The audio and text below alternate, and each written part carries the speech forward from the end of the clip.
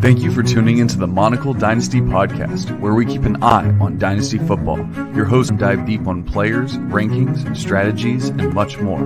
Make sure to follow us on Twitter at Monocle Dynasty. And now, here's your host. Welcome back to the Monocle, where we keep an eye on Dynasty football. I'm your host, Dynasty Coach A, and I have a trading problem. Wait, that's not right. No, it actually is. I'm here with the Trade Addicts boys, Russ and Rocky, at Dynasty Outhouse, at Dynasty FF Addict. How are you guys doing tonight, and are you ready to talk some trades? I need your guys' help to get a trade going. Ooh. I'm mentally blocked at trading away T. Higgins, but I'm going to try. It's really, okay, in Trade Addicts 1, my team just got completely screwed by one of my outhouse challenges. You know, Twitter just did not care that I was rebuilding. So they just gave me a bunch of weird pieces, which of course I don't tell them I was rebuilding, but they should know I'm rebuilding with all my teams. Come on. So my team's just like super not good. It's weird. And then I traded for a bunch of young wide receivers because that's what I did. I'm like, oh, I don't have my 23 first. This is a bad move. I should have checked that first. Like, you know, don't rebuild if you don't have your own firsts. So I offered T. Higgins for my first, and the guy rejected it. And wow. I was just like, what? Huh? Like, that's the overpay. I was just going to say, you know what I'm trying to do. You're even paying to get my first back tax. So screw that guy. I'm going to win that damn league. This isn't even that league, but I'm like, okay, so let's see what it feels like to actually try and value T. Higgins. So someone sent me Drake London, Chris Olave, and a 23 third for T. Higgins and Dameon Pierce. Now, I'm fine giving up Dameon Pierce because my team sucks, so I don't need a running back. No less, what was he, third round drafted, and the only reason we like him at all is because he's on Houston and he has the insurmountable Marlon Mack mountain ahead of him, so he's never going to play. And Rex Burkhead. Zero value.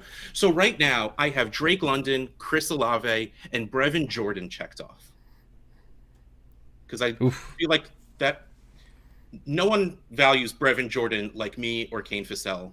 Like, we are the two people that still like, no, he's going to be a thing. It's going to happen. So, like, asking for a 23 first on top of this is just too much at that point. Definitely, yeah. Yeah, I agree. 24 first? Can I get away with it? But I'm also asking him to go for a 23 third to a 24 first. I feel like he's just going to say no on principle. Well, the worst thing he can do is say no, or maybe call you mean names. But okay, I'll add a 23 second for the 24 first. I like that. Yeah. Yeah, because, I mean, honestly, like, what it boils down to is basically like 104, 107, you know, something like that for T. Higgins, just about, you know, with a third thrown in there. The third doesn't really do much, although, you know, I love thirds. Everyone loves thirds. But yeah, but when you look at it like you're getting 104, 107, and a 24 first, and you're giving away T. Higgins in a second, that sounds a lot better to me. And, I mean, you know, especially for the rebuild. What was that? Your team any good in TA9? My team, it's pretty good. It's not amazing. All right, you better get good by next year. I'm offering your second. It's my second. Okay. It'll be a playoff second. Perfect. All I need.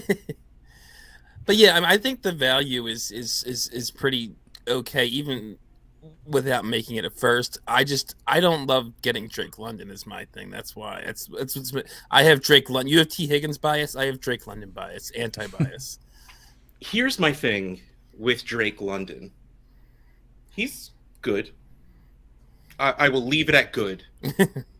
I like good. But man, the opportunity in front of him. Like, it's him, there. Pitts, and Bryan Edwards. And Auden Tate. Oh. I gotta keep throwing in these random scrubs. Oh, wait, who else? No, Bryan Edwards was the other guy. Yeah. Treadwell went to Jacksonville, right? But like, I think even though some people have Drake London as the rookie wide receiver 1, he has a 1,000-yard season, which he can almost get by default like Pitts did last year, he's going to go up. From the third round of a startup maybe to a second, and that's something. And that's something I could capitalize on, or just hope that my team with my 423 firsts will get good enough that I could use them. And yeah, and there's enough London truthers out there. If he's just decent, he doesn't need to even get 1,000 yards. I think, like, we still have Jerry Jeudy truthers out there. So, I'm not a Jerry Jeudy guy, but he had an 800-900 yard rookie season, and that really didn't affect him at all. At worst, I think he was still even after that rookie season, like where people had him going into rookie drafts. So yeah, I think he's probably going to do something like that at least. He's not going to be awful. He's not, like you said, there's just too much opportunity there year one. So at worst case scenario, he's where he is now. I really think that he's this year's Amon-Ra St. Brown. A good wide receiver. I wasn't overly excited about him. Now, I know, like you said, some people have talked about him being the 101 in rookie drafts. Like, that's not me. I'm not there. But I do like him. I think he's good, like you said.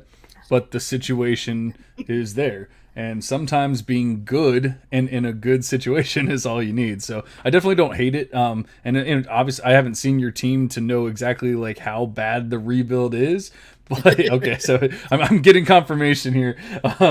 But yeah, then you need multiple pieces. And as much as you love T. Higgins, as much as we all love T. Higgins, he's probably not going to be enough to facilitate your rebuild. All right. Well, that's the end of the show, everybody. Thank you for helping me make a trade, and see you next time. I love how we started the show off on a tangent. So we were just like perfect, right into it. Trade on air. It was exactly what we like to hear. Now, if we actually get the confirmation, you guys are going to help me with another counter. So exactly. This is why we bring on the trade X, because this is the time of year when we've all had the rookie hype, the rookie fever, yada, yada, yada. But now we actually have these teams that we have to do something with. And how do you do something with them? You start making trades if you haven't already been. And, you don't draft for need. That's always been most people's thing. That's definitely been one of my big things. You don't draft for need, but now you have, I had a team, just one in particular. It was a rebuild. It was an orphan from last year. I took it over. I had absolutely zero running backs, or like zero running backs of consequence. Came up to 103. I'm sorry. 103 was on the clock, and somebody's like, "Oh, John's taking Kenneth Walker," and nope, I did not. I took Treylon Burks, I believe, yes. and then with the next pick, I took who was left? Jameson Williams. I took JMO. So, and they were like freaking out, like, how didn't you take Kenneth Walker? I'm like, well, so then. Fast forward a week, then I ended up trading away. I also ended up taking Drake London at like 106, I think. Dang. Something like that. Pretty low. And so I ended up trading away Drake London, and I ended up getting it was multiple trades, so it wasn't just London and everything, but I ended up getting Nick Chubb, and I also ended up getting who's the other running back? Aaron Jones, somebody else. Saquon Barkley in the role with it. It's fine. Yeah. Oh yes, Saquon Barkley and Jonathan Taylor and Breece Hall. Breece Hall. No, but the point is now I actually have two. Albeit older running backs. I now have I have like a starting running back. So that's the whole point, is that you can make all those moves, but we need help. Especially some of us need help with knowing what to do, how to start those conversations out. And everything. But first, before we truly get into the trades, even though we started with one and then I just talked about a trade, who have you drafted the most of? Like, who did you fall in love with this rookie season that you're just like, I have to have him, or I want him on as many leagues as possible? Who do we love this draft season, Rocky? Yeah, I think Russ and I have the same guy. Which also sucks because we're in a lot of the same leagues. I know. I feel like you got him a lot more in trade addicts than I did, but I have 8 shares. I'm not sure how many Russ has of David Bell. I only have 5. Ooh, yeah. Let me see. I might get 6 depending on how this draft goes, though. Not TA league. Yeah, I loved him. I try and watch a lot of these guys. I loved the film on him. He's you could see on film he wasn't an athletic guy. He's not fast. So what happened at the combine didn't throw me off him too much. And from an analytical perspective, I don't do analytics, but I listen to a lot of people that do. He looked good from that side. And I don't hate the landing spot. I was praying for day 2 capital. He got day 2 capital. It was round 3, but still it's day 2. And yeah, he's tied to Watson. They don't have much else there besides Amari, and I think he could contribute year 1. I think he's going to be a guy. He's not going to be a stud. I mean, he's like a guy like I don't like that much. Drake London, we talked about. He's got a higher ceiling, but I think Bell's just going to be that kind of guy that maybe like a Robert Woods type. He's just going to be up there year after year, scoring PPR points, I think.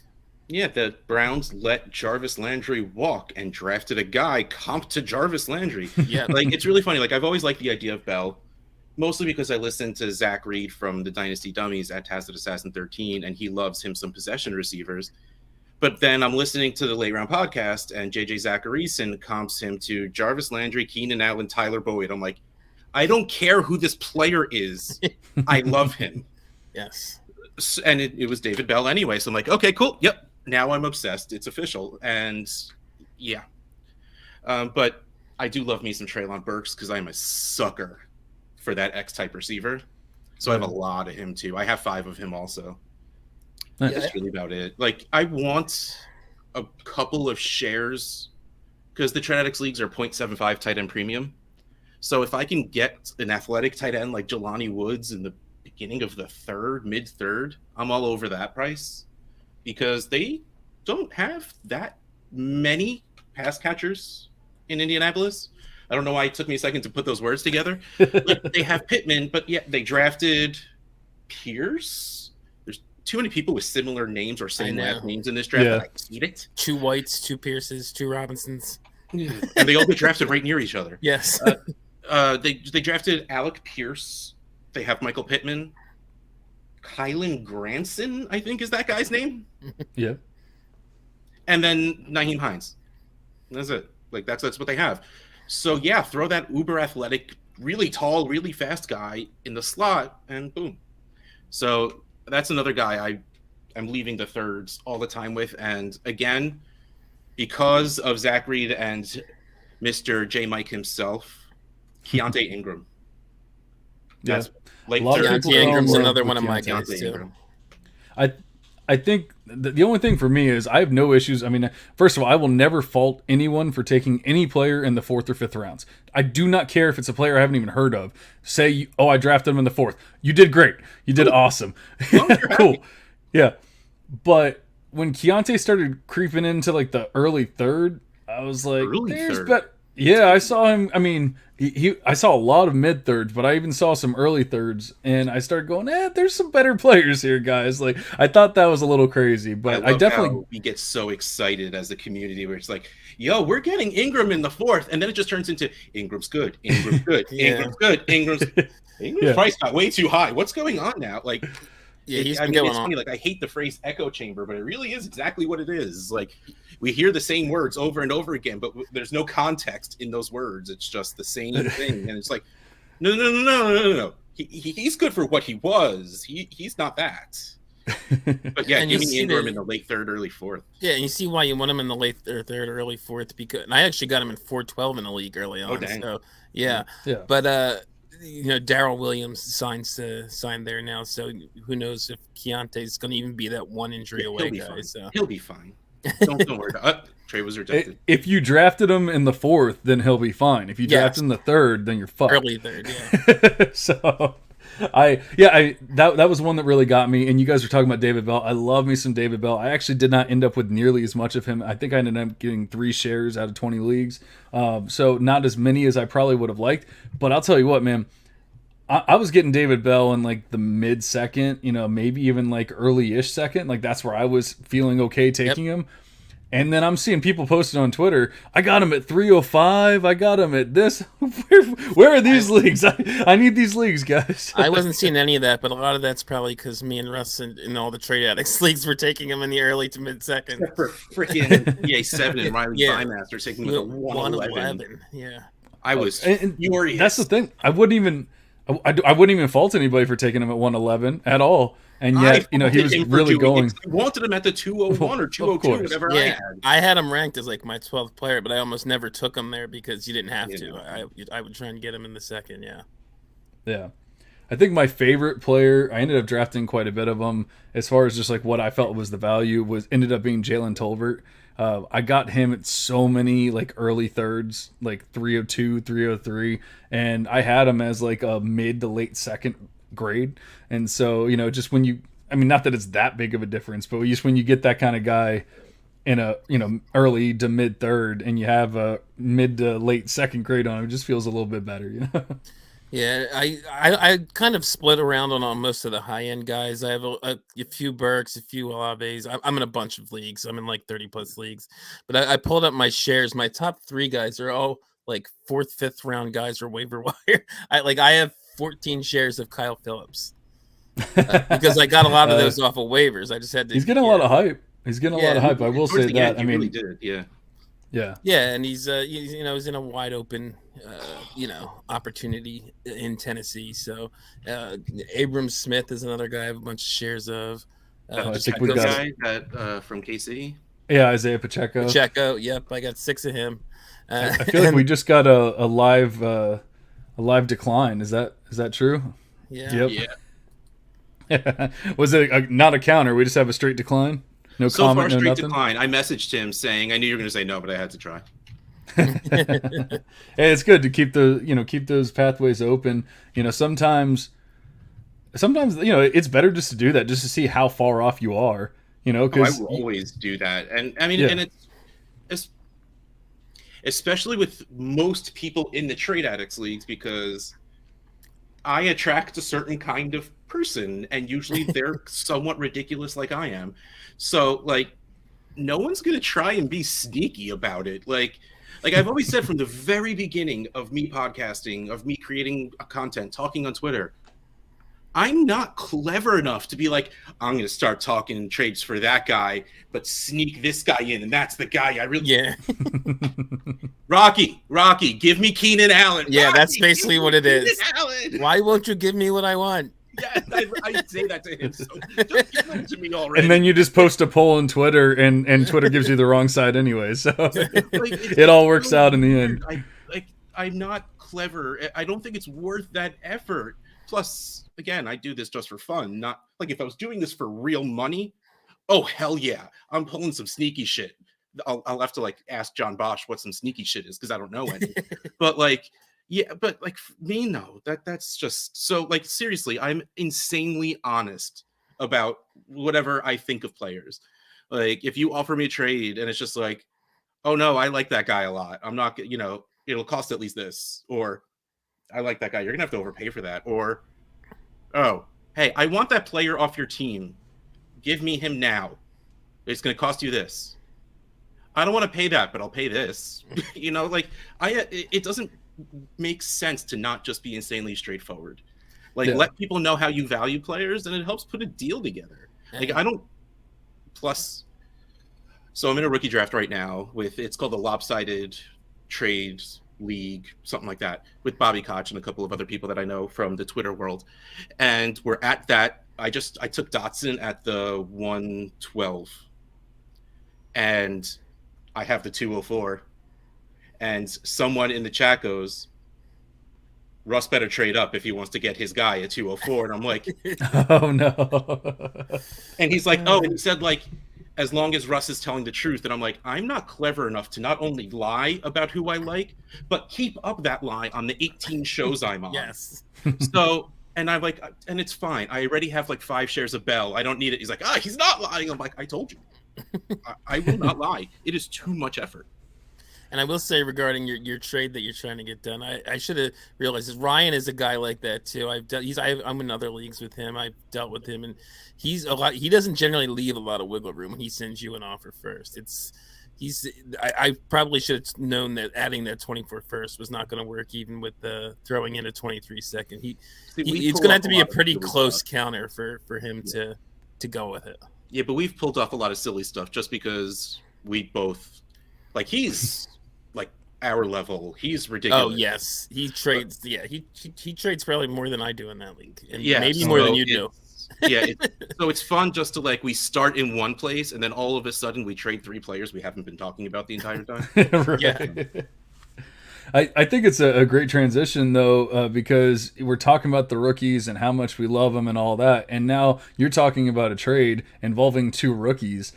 Is it maybe just not the right time to make this kind of trade because they're over? And I'm not saying this player in particular or anything like that, but in general, people are overvaluing these rookies because they're all gonna hit right now. Yes. They're all studs. You know, we all love David Bell, we all love Jahan Dotson, we all love Drake London and Chris Olave, so on and so forth. They're not all gonna hit, you know. So some of them you become know, I know Jalen Reagor. exactly. You know, think about how Why do much you do that people to yourself, loved Terrace Mikey? Marshall Jr. last year, and now think about where he's valued. And you know, it happens every year. Jalen Reagor, Terrace Marshall Jr., whoever. But I obviously you guys are never going to stop trading. That's the whole point of being trade addicts and that kind of thing. You're never going to stop trying to trade. But is there a better time to make this particular trade, do you think? Well, it's funny. I've had this argument with a few different people, and I don't. If you listen to the Dynasty Trade Calculator podcast, it's me and Izzy arguing is always hilarious because at random points we're just like, no, you're wrong, because we know we're not going to agree with each other, and I yell and rant, and he just is like, no. No, you know you're wrong. And I brought this up on the most recent show where it was, is there a my question was, is it harder to trade for these rookies after they're drafted, like the exact question you just asked?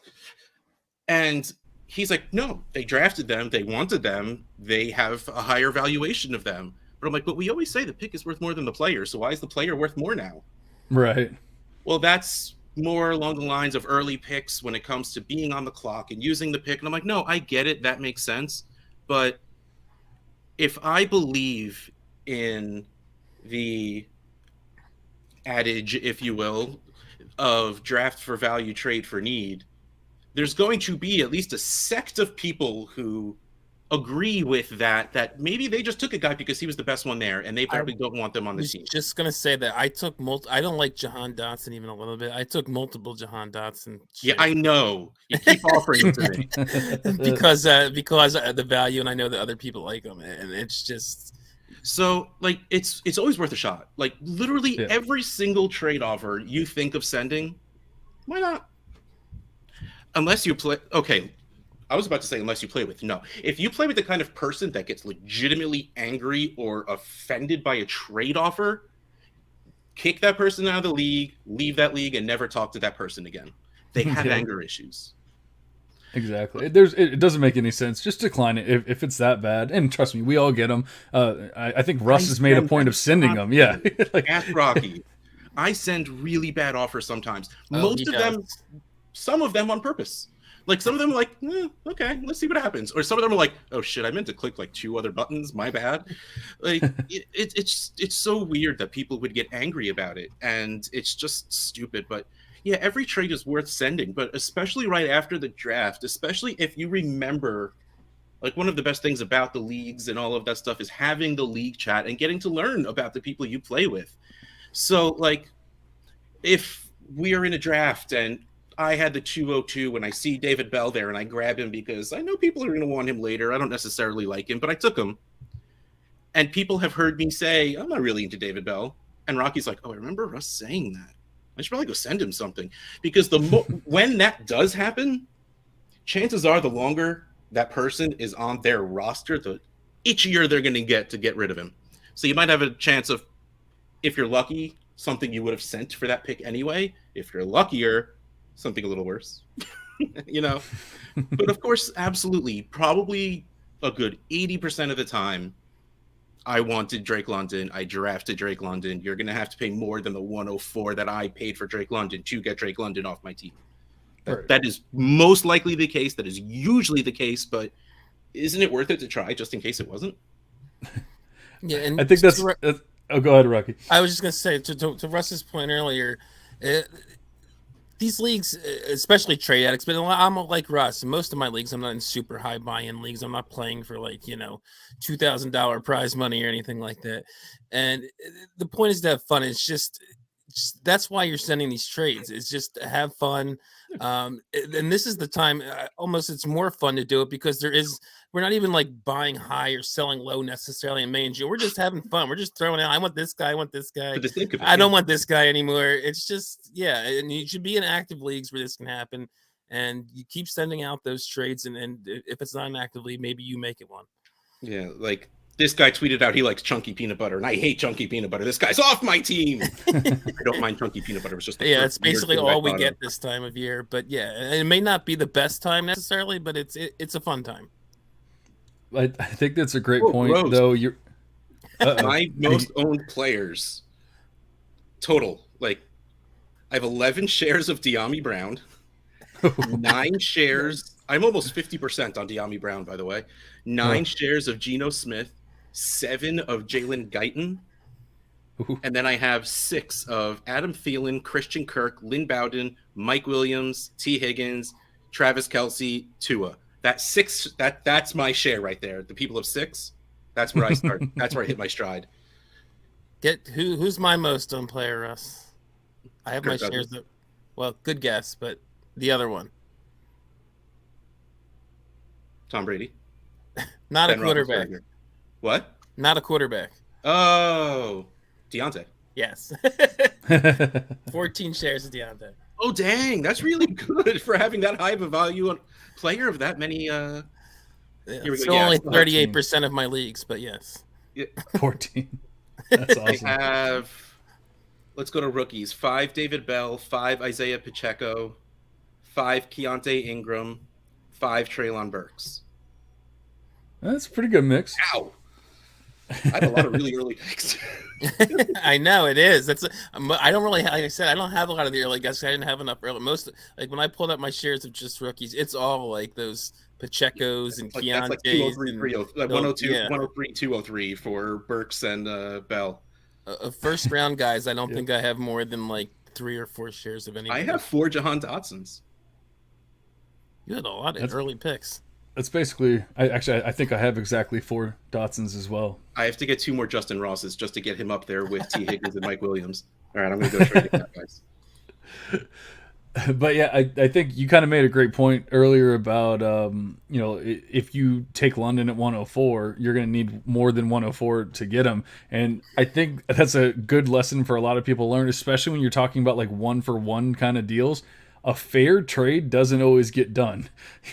Like if I draft a guy at 104, if I draft a guy at 104 and then you send me 104, that doesn't mean we're getting this deal done, So sometimes it's going to take. Now, I mean, sometimes it could be 104 and a third, and now we get it done or whatever it is. But like most of the time, or especially if it's a 1v1 in the same same position, like wide receiver for wide receiver, and they're valued about the same, that kind of thing. I'm rarely going to accept it unless I just absolutely love that. Like if somebody sent him Deontay, okay, sure. But like if other players, when you have that 1v1, it's like, give me a third, give me something, because otherwise one of us is losing. And at least if I lose, I still got that third. Yeah, I had that. I had recently I have Chase in a league, and I got offered Jefferson straight up. I didn't do that either. I did the same thing. I countered. I tried to get a 24-second, I believe, and he didn't go for that. So because one of you has to be wrong. Yes. It's never going to be 100% like, oh, we both are amazing. Like we're both doing well. No, like somebody's gonna get hurt. Somebody's going to fall off. Their quarterback's going to get hurt or whatever. And now you fucked up because you did it straight up, and, or somebody else fucked up and now you feel bad. Not that bad. You laugh at them, but like you feel bad a little bit, and so, yeah, it's just, but I think it's an important lesson, especially for newer Dynasty players, that sending a fair trade, like you put it in the trade calculator and it adds up and it goes, look, it's 500 and 500. That's great. Make it 502 and 500. Like you got to give me something there, buddy.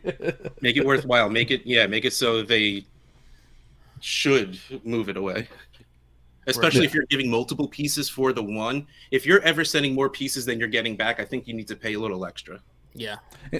And not that you can't send a fair trade, but just understand that might be, and you should, but just understand that's probably going to be the starting point and not the finishing point. I mean, just like we were talking about before we started recording, where I have a team where I wanted to rebuild and realized I didn't have my 23 first. So I sent T. Higgins for my 23 first, which should be a slam accept. Got rejected.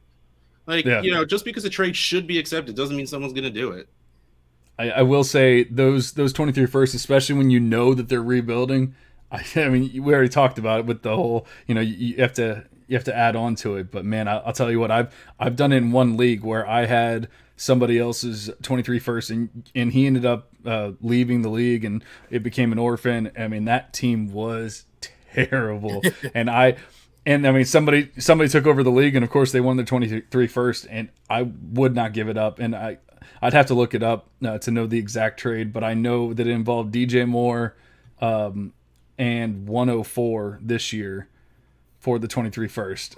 There was other pieces involved. I think I gave back like 204 or something like that. So, I mean, there was other pieces involved, but I basically got DJ Moore and 104 for their 23 first. But it's basically a guaranteed Bijan Robinson. So it's like you're getting that, and even if it's 104 next year or whatever, there's some really good players in next year's draft, especially in the beginning, the beginning of the draft. The first round is going to be killer.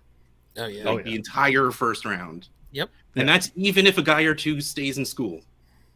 Because there's going to be a guy or two or three that pop that we're not even talking about right now. Every year there's at least one quarterback that just had a good year before and worked his way into the top 2-3 rookie pick. I mean, this time last year, no one was talking about Kenneth Walker. No one was talking about Jameson Williams. Other guys too, yeah. Kenny Pickett. Yeah. He was talked about. Willis. He was like QB3. And we also thought Corral was going to be QB1. Yeah. And Hal. Hal. Obviously, we're sitting here gushing over the 23 class, so let's go ahead and get into it. I had it further down in the show sheet, but we're already talking about it here. What everyone knows already. Everyone's already talked about how amazing the 23 class is and everything. So it's so difficult to get a 23 pick out of anyone, especially a 23 first. But do you have any kind of strategies that you figured out over the years where you're like, I'm going to go get these picks and I'm going to use this to do it, that helps, because those things are like gold right now. And if you have an advantage, we need to know. I don't. The strategy is to get 24s. Because they are attainable. They are very attainable. Nobody's even thinking about it. And again, I'm not a Debbie guy, but from what I hear from people who know, that class it's not going to be 23, but it's going to be pretty good too. The way it looks 2 years out anyway. Yeah, we just actually talked about, I do the Debbie devotional, and we're kind of on like a every other week rotation right now with the Monocle and the Debbie devotional. So the listeners just listened to the 2024 class Debbie devotional last week, and now they're listening to this. So they know that we're talking about for that class already. Yeah. And so, it's definitely something where I think that's a great point, to go get the 24 picks. And I've done it in a couple leagues, but like one of them was just really dumb. I wasn't dumb. I got a 24 first. But somebody sent me a 24 first for Mitch Trubisky before he left Buffalo. Wow. Everyone knew he was going to get a job somewhere. So he was going to get a job somewhere. And so they sent me a 24 first, and I was like, oh, okay. So, I took it. And then the funny thing is they tried to sell it to me for the same 24 first. Sell him back to me once he went to Pittsburgh. Same 24 first and the 24 second. I'm like, no, I'm good, guys.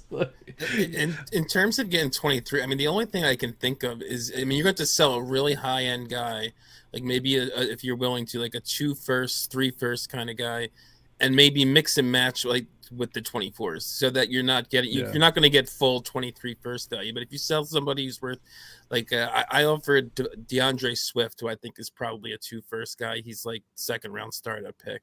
And I didn't get it done, but I offered him for a 23 first and a 24 first.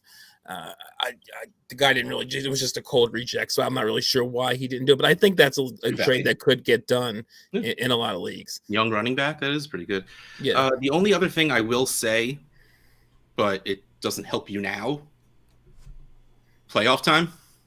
Those teams that didn't think they were going to make it in, Like you'll have that one team that thought they were rebuilding, but like my TA3 team where I thought was terrible. I'm like, wait, guys, stop letting me make the playoffs. What's happening? Like I made the playoffs with a rebuilding team. Find those teams after like 4 or 5 games that are, doing better than they should, and overpay 1,000%. Hey, I got Dalvin Cook on my team. I am not winning. Give me Dalvin Cook for 23 first and a wide receiver that's worth like a third. That's a good thing for someone who is, if they really are bought in, thinking that they could win. Oh yeah, give me Dalvin Cook for a first and crap. Yeah, absolutely. And honestly, yes, maybe you should get more, but just because of what these picks are, it's what you have to do, and it will probably still be worth it, especially if you consider what a player like Dalvin will be worth once those 3 or 4 running backs come in from that class that will walk in top 12 running backs. Right. And I've talked about the like Russ just said it, but I've talked about it from the other angle. That's why you really would love to have them now, and if you have them, try not to trade them away, because come November, December, you're gonna get for 23, like 123 first, guys you would never get for a first in previous years. Like you said, like I think even an older Dalvin Cook, I don't think you would have gotten for a 20, the equivalent of a 2022 first or whatever, because last year it was different. But I just don't think that you're just gonna see so many trades where you're like, wow, he got that for a single first, and it's gonna be huge to have your first down the stretch as a contender. Not even necessarily about making the picks, but about trading them. I think you made a great point. It's cyclical. Yeah, 2020 was 2020. We were talking. I first got into Dynasty, like heavy Dynasty Twitter, listening to podcasts, all that stuff in 2018, and I was already hearing about the 2020 class in 2018, just like 23. You get 2019, you'll get 2020. Yeah. I think you made a great point about it. Sorry. I think you made a great point about it. Kind of, it might be a difficult thing to do, but if you are able to turn like a JT into a player and a 23 first, or Jamar Chase, or like these top tier guys, and go get the 23 first. In fact, I just had somebody in my just sold Justin Jefferson for AJ Brown and a 23 first. Now, I mean, you can say how you feel about AJ Brown on the Eagles and all that kind of stuff, and that's probably why it happened, because they felt like the value changed, and so they were willing to make that trade and so on and so forth. But regardless, I think we all can agree that AJ Brown's a very good player, even if maybe he took a little bit of a hit, here. I don't even know if he actually did, but I'm saying even if you do feel that way. I don't care about the team change. So. Yeah, I really don't either. I'm saying, but even if you do truly believe he took a little bit of a hit, you're getting a good player and a 23 first, and now if that 23 first turns into 107, all of a sudden you're getting a really good player on top of that. So it might feel like a trade that you're not winning right now, and then next year you're going to be like, holy shit, I won that trade. Yeah, I think, like you said, it's so hard to do, but I think Jonathan Taylor was a great example too of that, because especially running backs get hurt all the time. If you make that trade to a middling team, get another running back and a first back, and Jonathan Taylor gets hurt in week 6, that could be like 101 or 102. You think you can get Breece Hall and a 23 first for Jonathan Taylor? I think you might. I mean, Breece Hall is very highly rated right now. Despite more than that, even if you have to send back a little bit, like I don't think it would be all that bad. And like you said, I mean, now you're getting 2 players instead of 1, and if JT gets hurt, your team's screwed, much worse off. See, here's the thing: injuries are going to happen. You can't control that, but if you don't, like, JT is the different story because he's the running back 1 right now. So he has that little bit of higher ticket. But if you running backs 2 through 6, so if we're talking Najee, Swift, Javonte, I mean, that's probably it, because then you start getting older with like McCaffrey and, man, I don't even know anymore. Like, because everyone's so weird with values, because Saquon to me should be up there, but who knows how people have him. Mixon's kind of up there. They're all getting older. I mean, any of those guys, tear down and give me a first. All day. Like, yep. I started to write an article that was about just seriously take Javonte Williams, get Austin Eckler and a first and call it a day and win your championship and have a first to come in. But then Twitter goes and ruins it and likes Eckler all of a sudden. And I'm like, well, shit, I can't write that now because I was going to use this Twitter poll and it came up even. Like, no, that wasn't the point. People were supposed to want Javonte. I still don't hate the JT thing, even for something like Brees in a first or maybe Mixon in a 23 first, just because he is the clear one, but he's not like a McCaffrey one. He's not like, oh At my all. God, he's just going to win you your league by himself. He's great, and he's probably top 5 running back this year, barring injury. But I think the step down from him to even like a, whoever you use your RB 7, 8, 9, something like that, isn't what it was 2 years ago, stepping down from McCaffrey to that kind of guy. Wait, hold on. I just think it has to be a proven guy. You don't want it to be like, I'm not taking a Kenneth Walker, even though it's another rookie. Like I'm fine with taking Brees Hall, but I mean, Brees Hall is the 101 in this class. Like I truly believe he is a special running back. Even if he didn't go to the greatest situation or whatever, I think he'll be fine. Kenneth Walker is good. He is not proven. He's not in the greatest spot. Like, don't go that low. Right. You can't go that low. When you're talking about those top tier guys, a Dalvin Cook, an Austin Eckler, whoever, Derrick Henry even. And I'm the biggest Derrick Henry fan. So, I mean, that's some people say he's too old, yada, yada, yada, and I get it. But I love me some Derrick Henry.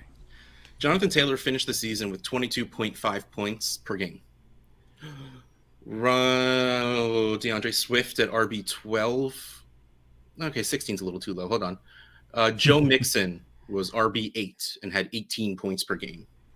So you're talking 7 RB spots at the top for 4 points a game, 4.5 points a game. And you could probably get Mixon in a first for JT. Yeah. And okay, and Frank, there's like a Frank 4 or 5 Reich year difference, but man, you're still going to get 2 years out of it. It's a running back. That's what you care about. And Frank Reich just came out today saying that you should draft Naheem Hines in your fantasy drafts. So, now we basically know that Jonathan Taylor's going to be non-existent this year. So, I mean, he might have like 11 points per game. Yeah, he's in the toilet now. So, like we said, go sell JT right now. Get rid of him. I had to think, like, do I have any? I have one. I have one left, and I've been trying to trade them all freaking off season. All right, so now I guess we'll turn it around. What would it take for you to sell a 23 first? Because we just talked about how important they are, but there's obviously a point where you're like, hey, I'm trying to win. I'm trying to contend. I have to beat Rocky this year, whatever it might be. At what point or what is it taking for you to sell that 23 first? Russ, that is a good question. Christian Kirk for Justin Ross. 1 down. Oh, wow. Wow. Russ, a lot. Okay, that's a lie. Because you know what? If I have a decent team and I have the 23 first of the guy that won the championship last year and he deserved to win it. It's not like one of those teams that just got lucky. Like, he has a good team and someone gives me a good offer for what would be a random 23 first, because usually you don't like to play that guessing game, but you can within a couple of spots, maybe you can sort of guess it. Like, right, the dude won the championship. Even if he gets one injury, it's not going to derail his team to the 101. All right, my team's competing. I have that pick. Someone offers me a really good wide receiver that I like. I'm like, all right, fine, I'll let it go. But usually it has to be something that will easily upgrade my team. Like, I need to have a visible difference in how I feel about my team after that trade. And only because, the royal you, everyone listening knows, if you've been in Dynasty for more than 20 minutes, rookie picks increase in value every single day closer you get to it being on the clock. So your 23 first right now is going to be worth a little bit more in 2 hours and 39 minutes when it hits midnight, because that's the next day. So it's worth a little bit more. So someone has to make me feel good now, like I would in like 4 months. Like, I need it to be that good of a deal. Like, I need to make it needs to give you the warm and fuzzies. That's really what it comes down to. Like, it needs to be worth it. Yeah, I think that's a good answer. I was just looking. I was going to play our little favorite game that we like to the ADP game, and Go for it. Do it. So 23 first or Derrick Henry. Oh. It's already tough. It was the first one. I mean, you started with Derrick Henry that I just gushed over, so that makes it tough. Honestly, actually, that was going to be a question that I was going to ask. After Rocky did his spiel, was, are you willing to do it for like an older running back like a Derrick Henry? Because Derrick Henry can win you that league this year. Like, he absolutely can, and it probably will. But he could also just be dead after that, and not dead. Like, I don't think Henry's going to be the Todd Gurley kind where like he just is gone all of a sudden. Like, I think he'll go from the running back 1 to the running back 9 to the running back 17, like that kind of deal. So I think he'll still have value. He's never going to gain value again. So are you willing to make that kind of deal? Because honestly, like, if I'm contending and I need a running back, or I just need one more piece, and somebody sends me Derrick Henry straight up for a 23 first, I'm doing it. But I don't think I'm the normal Derrick Henry, but like, I don't have normal Derrick Henry values. So for me, I think it would be the first. I think I need a guy that I feel confident I'm at least getting a couple more years out of. Like, the next guy up is Nick Chubb. Not giving the 23 first for Nick Chubb. I think I would. It's basically, it's a very similar boat. Now, I do believe Derrick Henry is a better running back, but I also think that Nick Chubb is a very, very good running back. And actually, if anything, I mean, his situation probably got better, although we still have no idea what's going on with Deshaun and everything, if he's going to miss 6 weeks, a year, or 2 years, or whatever. I've heard everything and in between. So if it ends up being a lighter suspension, then, Chubb could really be great this year. Otherwise, it could be rough. So, like, that one, I'd probably need to wait and actually see what happens. I'm perfectly fine. Yeah, that one, I think I'm going to hold the 23 first at this point, and I'm just going to wait and see. Because, the other thing is, if you're contending, it's not like you have to make that trade today. Right. Like, I don't have to trade a 23 first for Nick Chubb today. I don't have to trade a 23 first for Derrick Henry today. Like, now if somebody sends me Derrick Henry for 23 first, I've already basically admitted I will do it. So go ahead and do that. Unfortunately, I have him in basically every league. So if you're listening in the Hogwarts Dynasty battle and you want his 23 first to go. Oh, that's actually true. I do not have Derrick Henry in the league. So yeah, I guess I'm going to be getting some trade offers here. That's pretty sweet. Yeah, that's why I'm trying to just keep those 23 firsts in every league, contending or otherwise. The next one up is Derek Carr, which I think we'd all want the 23 firsts. Yes, give me the 23 first. I think a lot of people have raised Derek Carr's value because he got the extension. And if you look at that extension, it is not an extension. Like, he literally has this year, and then they have like a complete out. Like, they don't have any guaranteed money next year. I think there's still like only like a $4 million dead cap hit or whatever it is. They can easily walk away from that contract. But people saw he got like a 4-year extension, and they're like, oh, he's solid. He's a top 12 QB. And I'm like, no, he's not. Well, you got a boost from Adams. I think so too. Yeah, production wise, yeah. I guess, yeah. Hearing the fact that he got an extension made him feel a little safer, because there was like a year or two where like he might not have the safest job, and they're like, he got extended. That's cool. I didn't realize it was that easy of an out. I knew it wasn't the greatest extension, but that's pretty rough. And I was just gonna say, in terms of this ADP, the Superflex ADP, I'm reading from DLF. I think after this is where it really becomes you're taking the player. Almost every guy.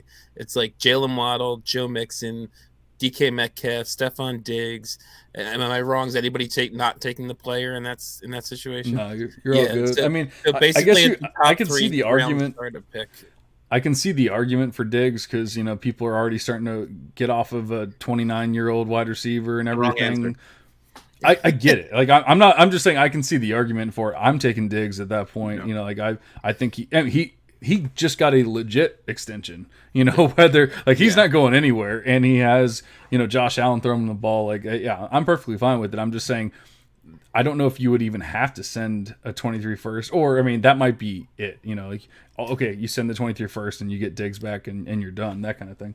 Yeah, Oh, so man. Waddle. What should I have to send to get Justin Ross and David Bell off of a guy?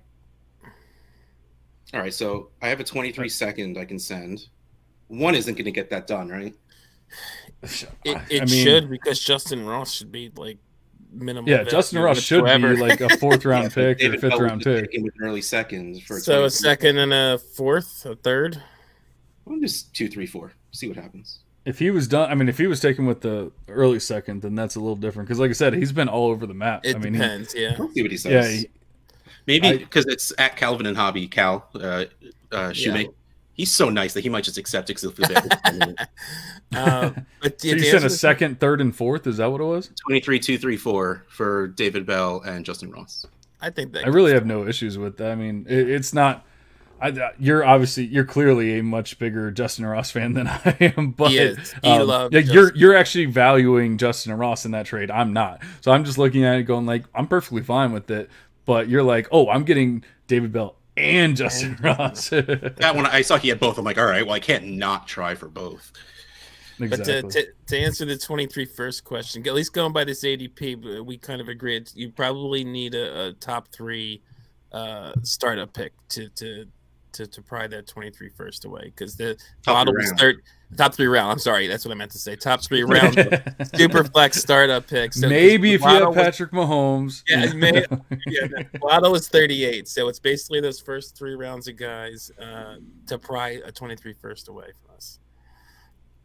Yeah, no, I mean that sounds accurate. I don't even blame anyone for like that. That's what it takes, because I will say the only 23 first I sold this year that I can think of, and I regretted it immediately after I did it. But I decided that, like, I was already all in on a league, but I decided I wanted to be more all in on a league, and I saw an opportunity, and I sold a 23 first and 208 for 22 110 and 22 202. So I upgraded the 208 to 202, and I got 110 with the 23 first.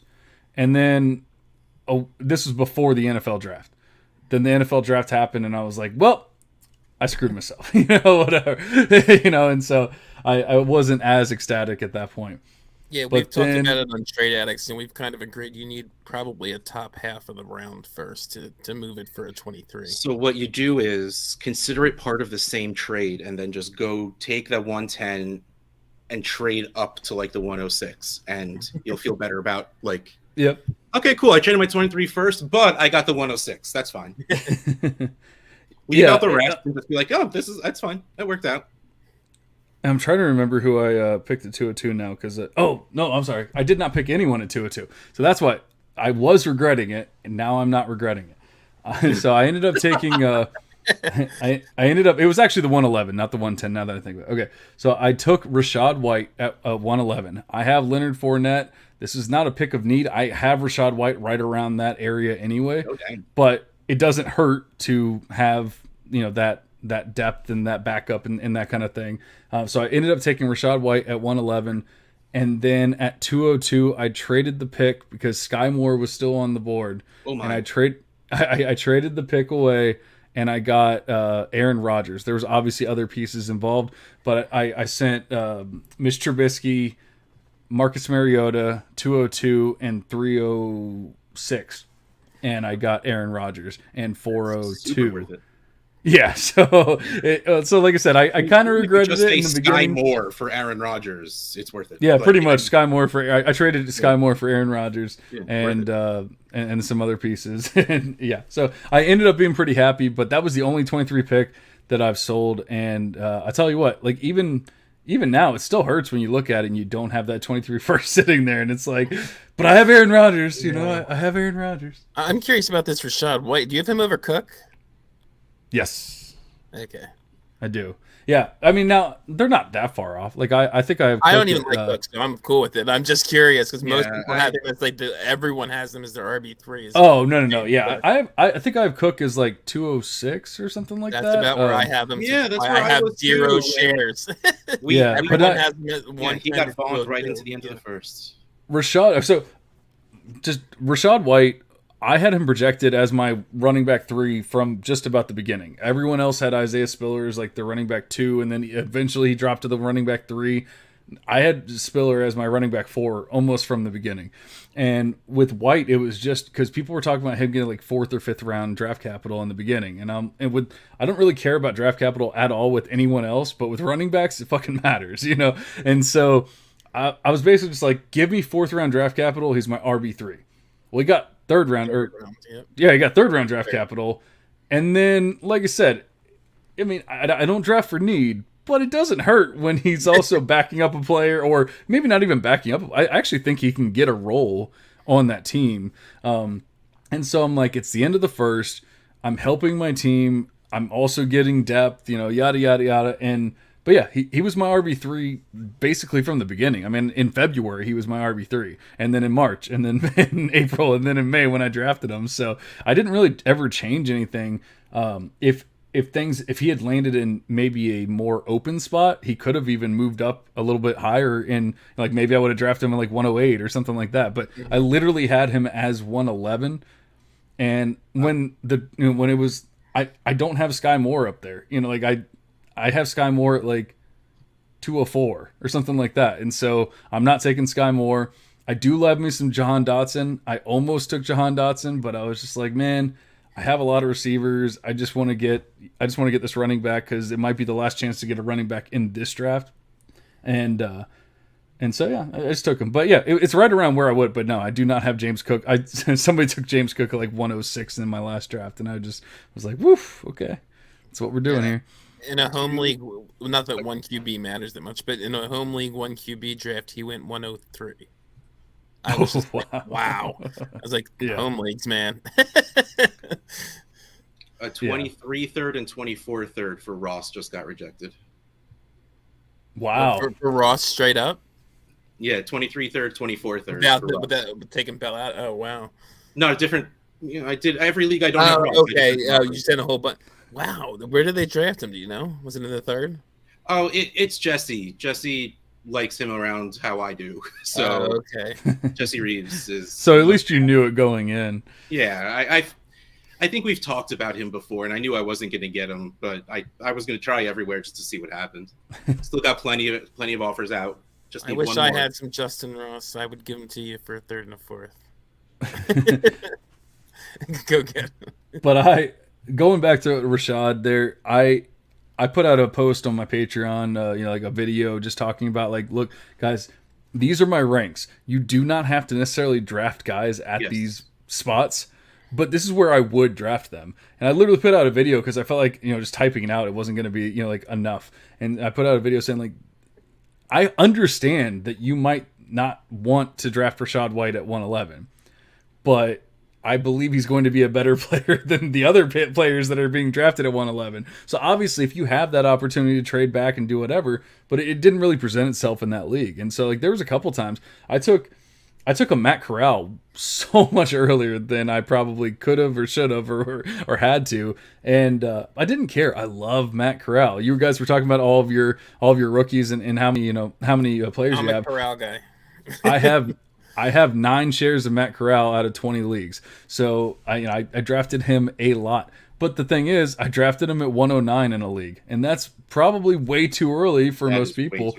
Like, go get your guy and be happy about it. But, dude, you didn't have to do that one. I didn't have to, but I wanted to. And then in every other league, like I said, I have 9 shares. It was 202, 204, 206. I got him at 210 in one league. You know, like I feel like the obviously the 109 was very early on, and the day before I was in another draft and somebody had traded up and drafted Pickett like the pick before, and it just kind of scared me that Corral was going to go, and it was the next day after the NFL draft, and I didn't know how the drafts were going to go, and so I ended up taking him a little earlier than I probably should have, but at the same time, I love me some Corral. I don't really care. Like, no one cares that you drafted Lamar Jackson, if you drafted him at 110 compared to 201 or something like that. Like, nobody cares that you drafted Justin Herbert at 106 instead of 101 or whatever it might be. It matters now, but it's not going to matter in 3 months unless he doesn't hit, and then I screwed myself, you know. Yeah, I like hearing you say that. I'm just a big Corral was my actually QB1 just based on watching the guys on film. I kind of moved Malik up there, assuming he was going to go in the first, and we didn't know where Corral was. But just based on the talent of all these guys, and not that I think Corral's a superstar, but I definitely think he's the best of this bunch, and as a passer. And I did take him, I think, at 203 in Trade Addicts 3. But there is some context to that, Rusty. Remember, that's the league where Ritter, Pickett, Malik all went in the first round to the same guy, and he was picking at 204. Oh, wow. I was like, I want to get my Corral here because I know he's going to take him. Yeah, he just took quarterbacks. It didn't matter. He had a pick. He took a quarterback. He had a pick, and he had a lot of firsts. So he's just like, okay, we're just like, and he had a lot of seconds. He's like in a major rebuild. So and he did not help himself with this draft. Yeah, not really. Well, that's the thing. Like normally, you know, we probably tell people, and like in any given year, go get quarterbacks because they're going to hold value and yada yada yada. Go get first round quarterbacks. Go get round quarterbers. Yeah, I'm not even. I've said this on other podcasts. I'm not even sure Pickett's going to hold value if he's not. Doesn't really show something. The real answer is top half of the first round quarterback. Yeah, because we already doubted him coming in, and we're only drafting him as high as we are because he went even at 20. Yeah, and the Steelers took him, and we think he's going to start this year. But just the back half of the first round quarterbacks track record's not great. It's very true, and I mean, trust me. Like I know I'm right there with you, Rocky. And first of all, I don't know what this film stuff is you're talking about, but I've heard it. I think I have heard it on a couple pods that I listened to. But you know, the numbers have Corral at 1 as well, and so it was so easily Matt Corral for me, and I don't really care that they fell to third because the only position I really care about draft capital for, like truly, is running back.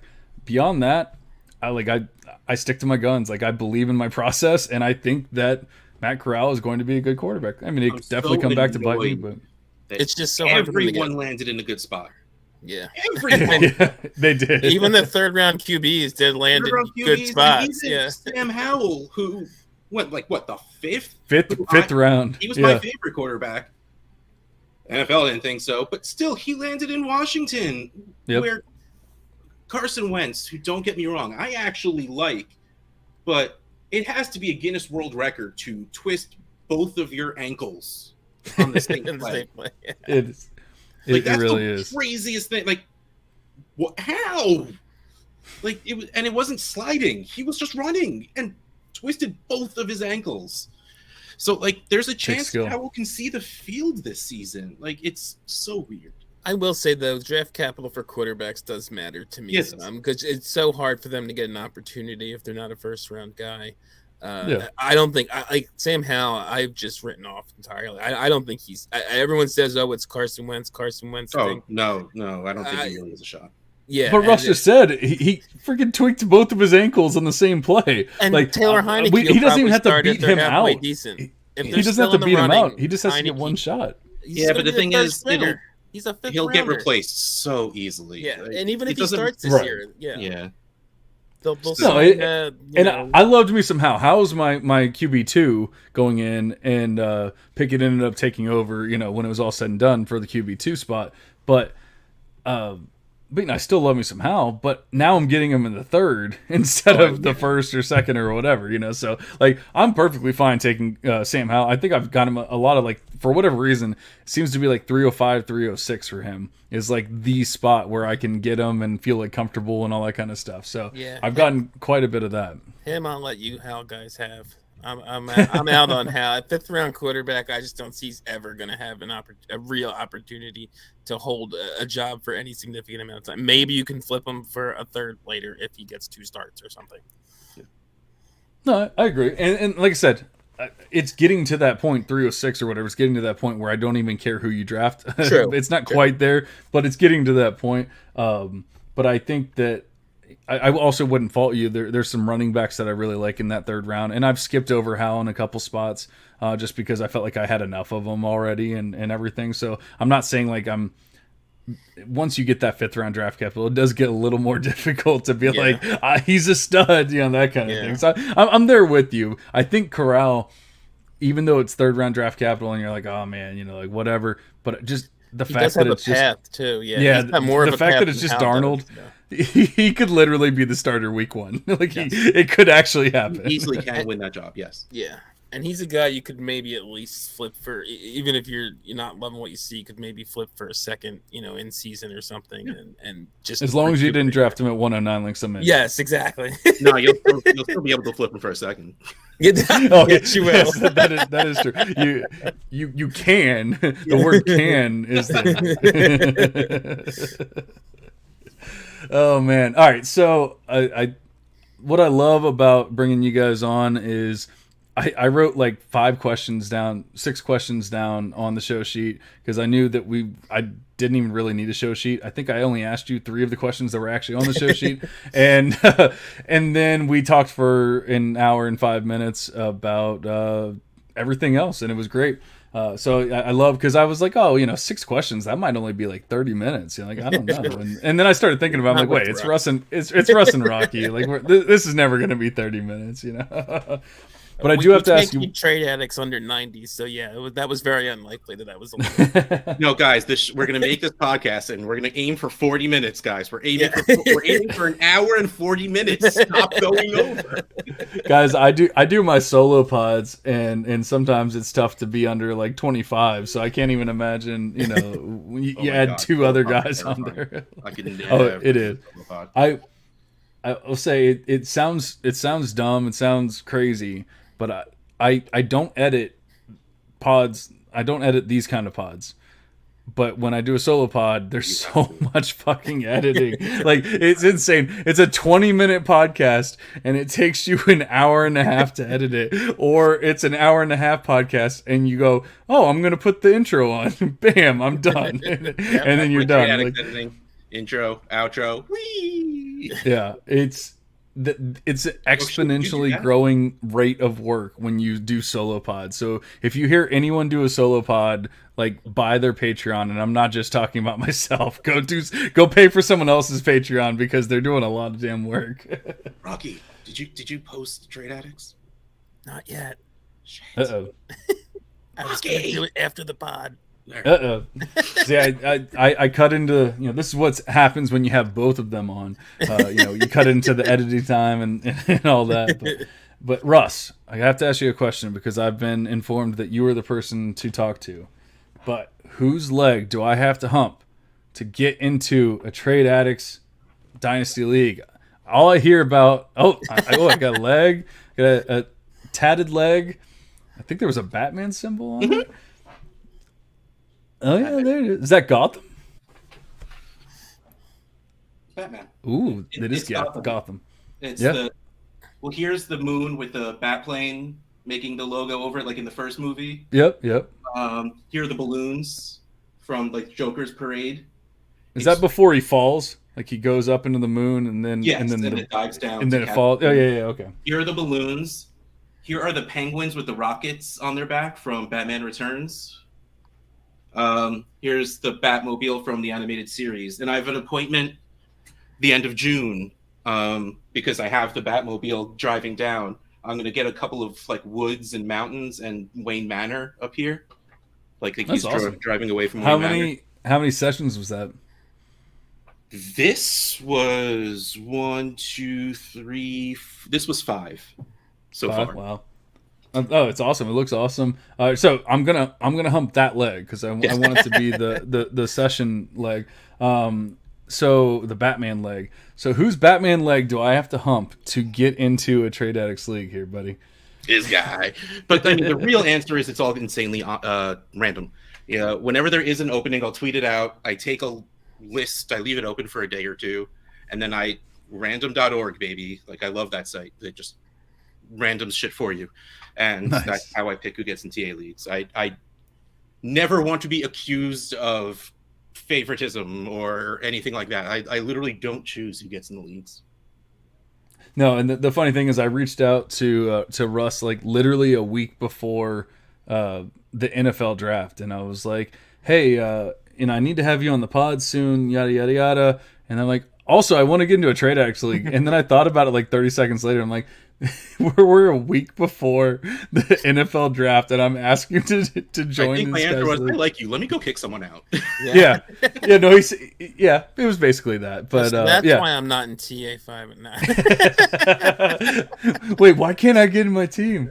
But No more. yeah, it was no, it was just funny because it was such a true pure-hearted question. Like I just want to be in TA. I just want to be in a Trade X league. But then I thought about how ridiculous of a timing it was that I asked you that question. Like I'll randomly get DM'd from people I've never talked to before. Yeah. And it's just like, any openings in TA leagues? Dude, it's week 4. What? I've gotten asked. I have no control over who gets in, and those are Russ's babies, and I'll get asked too. I'm just like, yep, it's Russ. It's random. Sorry. Yeah, my answer is just keep your eyes on Twitter, because that's what I'm going to do with all of it. I'm far too lazy and non-confrontational to do it any other way. Like, I don't want anyone yelling at me, so I am completely upfront that it is completely random. It's funny too how just like, I don't know, it's the name of the league or your reputation. That alone just makes it like the leagues are what you think. I mean, there is a ton of trade. You listen to the show, we get a lot of trade. With yesterday's Trade Addicts, I put out 8:00 in the morning. We only have 3 trades for the show. By the time the show started at 9:30, we had 14 trades. So don't talk about the show. You didn't post it. Maybe by the time this posts, I'll have it posted. Oh, true. Ryan traded away Drake London, so I guess I'm not pulling that trade off. Oh, there you go. But yeah, I was just saying, it's like they are super active. I don't know what it is because they're not exciting. Like, it's not like the Harry Potter League. They're the most basic leagues. But it's just, I think it's the name or Russ or something. It's just. But I do think sometimes that those basic leagues help with the trades, though, because it's just a little bit easier. I did it that way. Yeah. Yeah, nothing special. It's just like, oh, here's a league. Go crazy. Yeah, like I have a league, my Harry Potter league, which we've discussed on previous pods with Russ. I made a better version of the Harry Potter. No, I'm just I made my own Harry Potter leagues, and I also changed the QB scoring, and the QB scoring is it's a lot closer to like Scott Fishbowl scoring. And so when you're going to make a trade, you can't just trade this QB for this QB. It's a lot more difficult. In fact, I had somebody last year, not anytime recently, but I had somebody send me Drew Lock for a third last year, and I was like, it was a late second. It was Drew Lock for a late second, and I'm like, that's really not a terrible trade. I mean, he could be the starter. Like, this was before Teddy even got traded over there and everything. And I'm like, he could be the starter, a late second. And I started thinking about the QB scoring. I'm like, wait, Drew Lock is terrible. I can't make this trade. Like, what am I doing? You get negative scores every week. Yeah, but like I was very close to clicking on it because your brain just goes, oh yeah, like a backup QB for a late second. Like, I can definitely do that. And then you actually start thinking about the scoring. You're like, wait, I definitely cannot do that. But with the vanilla leagues, it's easy because it's just like, full PPR, whatever it is. It's very easy to make that trade because you know exactly how everyone is valued. Absolutely intentional. No, I love it. But you guys get into the tight end premium, and I think you even have some kick return yardage and stuff like that. Points per kick return. That's like yards. The only non-standard setting at all is And maybe is it 1.75 or is it 2 for the tight ends? 1.75. Yeah. Because it's funny because when I made those leagues like 4 years ago, 7.5 was like racy. It's weird, unheard of. Ooh, yeah. What's that? More than 0.5. Oh my god! And now like, there's talk to someone who had like 2.75 or something ridiculous. Oh yeah. I've seen it. The funny thing is, 3 PPR and twice the amount of yardage. Just keep going. Whatever. Keep going. So I created my trade calculator for the Patreon, and so I actually had to put in like a caveat or like a disclaimer for people because I have the option of non-tight end premium, tight end premium, and 2 tight ends. So like depending on your league, you can change it, and it changed the scoring. And I had to put in the disclaimer because people were choosing like tight end premium for like 1.25, and I'm like, guys, that's not tight end premium. I'm like, that's just a regular league, And so I had to put it in like 1.75 is when I consider it tight end premium. Before that, it's just a regular league. I don't care enough, So it's funny because I've had people like reach out to me and be like, "You don't think 1.5 is tight end premium?" Like, it's getting there, but it's just not. Like, I had my first league I started as a commish, a Twitter league that I started. I made it 1.5, and I wish it was higher. I think all my other ones are 1.75 now or 2. Yeah. I do. I mean, I feel like a lot of people hate 2 tight end leagues, but I actually do kind of enjoy it. It is. Yeah. It's the wrong answer to the right question. Like, so it's not even a good idea. Like, it is just literally wrong. It does not give value to good players. It makes you have to value shit. That's not the point. Like, no, I agree. I just enjoy it for some reason. There are so many starting QBs that are good, right? Like, if you have a 12-team 1 quarterback league, you're never gonna start Tua. Like, yeah, and it makes an important position important. Tight end is not. It doesn't make tight end. About what the tight end 24 looks like. And then clean the vomit from your shirt. But you still have to trade a second to go get him. Because the tight end 18 looks like, let alone 24. That's why I went. Yeah. Because I think the throw up is still in your mouth. Okay. I think I enjoy it because I only have 1 2 tight end league. I think if it was like, if all like of them, you need to keep it to 1. You need like if it was all of them, I would hate it. For the NFL draft. I love it. I love it in 1 league. Right. Yeah, I was once in a 2 tight end and 2.0 premium league. That was insane. See, now that I'm not in that league anymore. But could you imagine Kyle Pitts' price in that one? Oh my god! I would literally only draft tight ends in the startup draft. Oh yeah, I think in the startup draft I took. Then this was like 3 or 4 years ago. I took Kelsey at like 104 or something like that. My first pick would be Kelsey. Why wouldn't you? And it was especially Superflex 3 or 4 years ago. Yeah. Exactly. Yeah, like now Kyle Pitts 101. Even if it's Superflex, I don't care. That's easy. Kyle Pitts 101 and 102. And how wrong is that? It's wrong. Yeah. All right, boys. It was a blast. Had a lot of fun. I don't even know how much we talked about trading or if we just talked. Either way, it was fun. I don't really care. Hopefully, the listeners enjoyed it as well. Obviously, I enjoy Trade Addicts, which is why I brought both of you guys on, so you guys could turn everyone else into Trade Addicts as well. But go ahead and pimp out your show, pimp out your Patreon, all that kind of good stuff, so we know where to find you. More importantly, it needs to be said, we set a record today, John. This is the first time I showed up the first time you asked me to. Oh, that's so true. I didn't even think about that. In a row, the first time he asked me to come on, I either got a migraine or like, shit, my wife made plans and I like staying married, so I can't break them. Like, something weird always happened That's first so time true. I was supposed to be on. And this is, nope. He said, hey, you want to come on the 25th? Yeah. It's the 25th that I'm here. It's so true. I completely forgot about our history here for a second. And Russ did not. That guilt has been eating away. I'm here.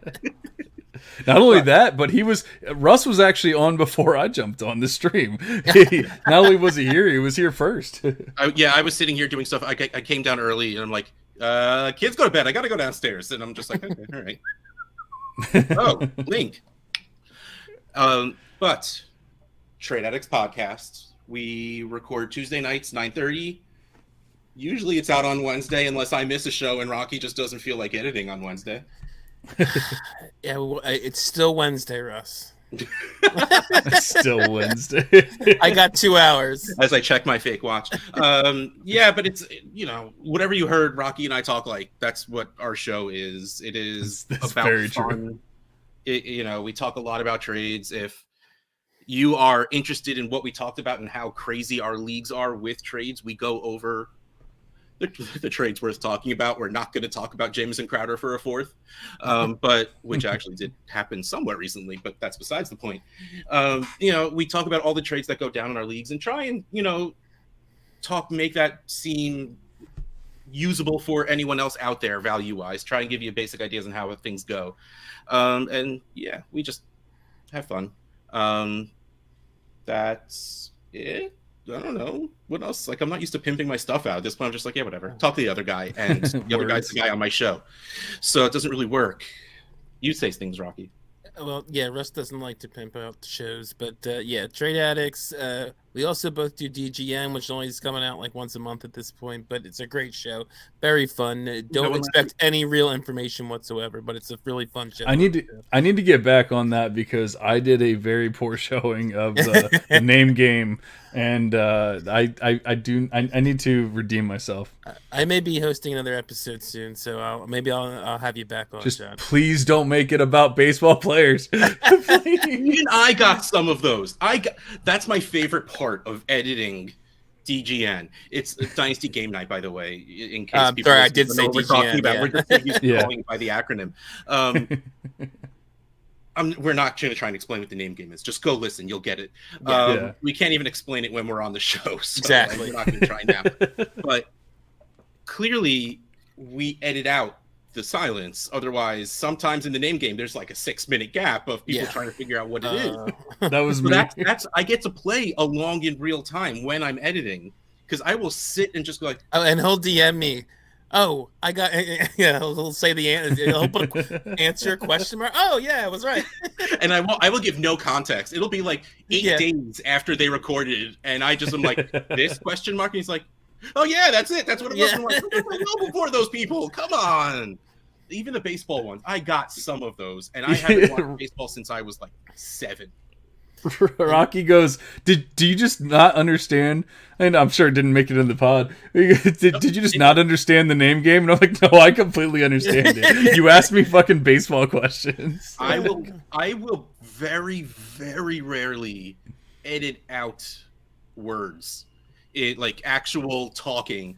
Like I'll edit out the what was it? No, that's not what it was. Like that stuff, if there's too much of it, I'll cut some of it out. But especially if it's people making fun of each other, I will always leave that in. Oh, definitely. I believe one time, I'm like, one time Russ left me going to take a pee break in or something. That was there was like a streak, because I'm on a couple of shows with Rocky, and there was a couple of times where I'm like, you know what? He's been taking too many bathroom breaks. I'm calling him out on this, and I just left him in. I'm proud of myself. I have not taken a bathroom break. Yeah, you've been really good tonight. One other thing I just want to pimp out. Russ has way too many other pods to pimp out, but I really only have one other one besides the two we do together. It's Dynasty Junkies, which is on the DAP network, Dynasty Addicts Podcast Network that Trade Addicts is on. We live stream Thursdays 9:30, and we just put it out on Twitter today. We're giving away an SFB 12 spot from go check our pinned tweet. You have to basically find a trade. We do a find me a trade segment. Russ, I'm gonna finish pimping before I ask you why you're raising your hand. I did not interrupt. I'm just sitting here. He's waiting like a gentleman. But go check our pinned tweet at Dynasty Junkies on Twitter. Okay, Russ, what are you so excited about? Christian Kirk for Justin Ross again. 6. Wow. Wait, so we have 2 Christian Kirk for Justin Ross trades tonight? Oh, my God. I'm like, well, I sent it in the first one. Let me just send it in this one, too. Right. And they both worked. You said that earlier, and I just glossed over that in my brain. You sent Christian Kirk for Justin Ross? I mean, not that Christian Kirk's amazing, but Justin Ross may never play a down in this league. Stop trying to take away my. Listen, did you not see how excited he is? I love Christian. I'm sorry. Go Russ. Russ is happy. Don't ruin this. I'm sorry. Yes, exactly. He got shot down for his rebuild trade earlier, but now he has multiple Justin Rosses and has lost multiple Christian. I now have 6 shares of T. Higgins, Mike Williams, and Justin Ross.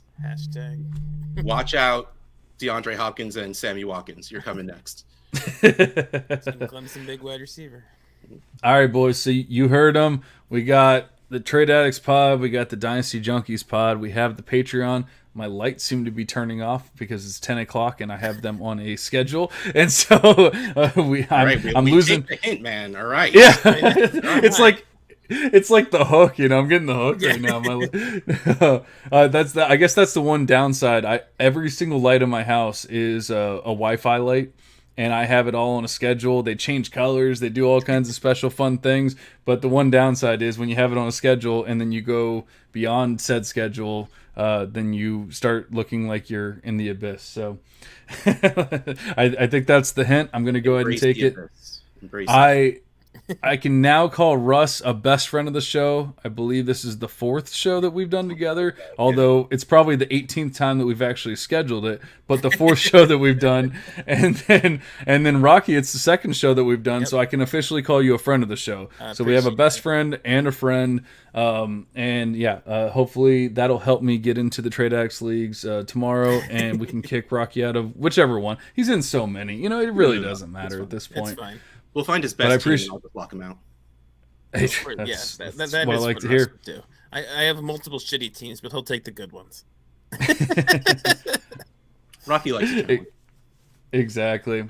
But thank you so much for coming on. Hopefully talk to you guys again very soon. We'll probably do another one maybe like right before the season so we can get into I had like a non-point scoring season question and I didn't even get into it because we just talked. So we'll get to the end of non-point scoring season and then maybe we'll do another one. And my lights are dimming very quickly here. So I'm gonna run. I'm running. All right, thanks, we're not even guys. gonna see John anymore. I will see you next time. But for now, we're cashing out. See ya.